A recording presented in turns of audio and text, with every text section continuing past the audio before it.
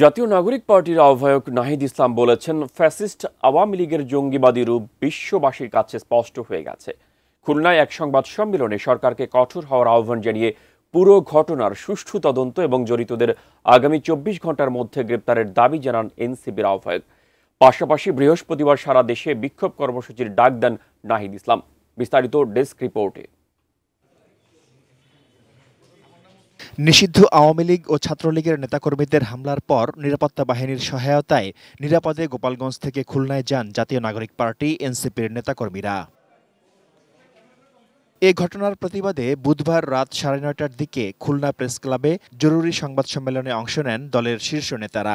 গোপালগঞ্জে নিষিদ্ধ দলের সন্ত্রাসীরা হত্যার উদ্দেশ্যে জঙ্গি কায়দায় হামলা চালায় অভিযোগ করে এনসিপির আহ্বায়ক নাহিদ ইসলাম বলেন, ফ্যাসিস্ট আওয়ামী লীগের জঙ্গিবাদী রূপ বিশ্ববাসীর কাছে স্পষ্ট হয়ে গেছে।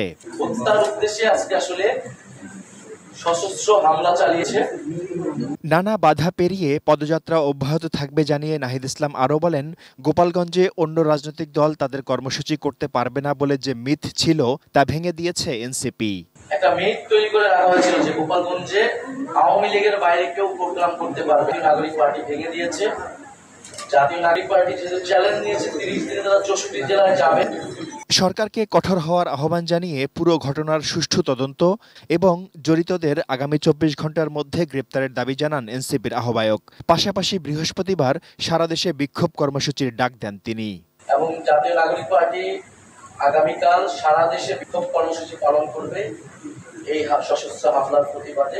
Shaon Mahfuz, desk report, ATN news.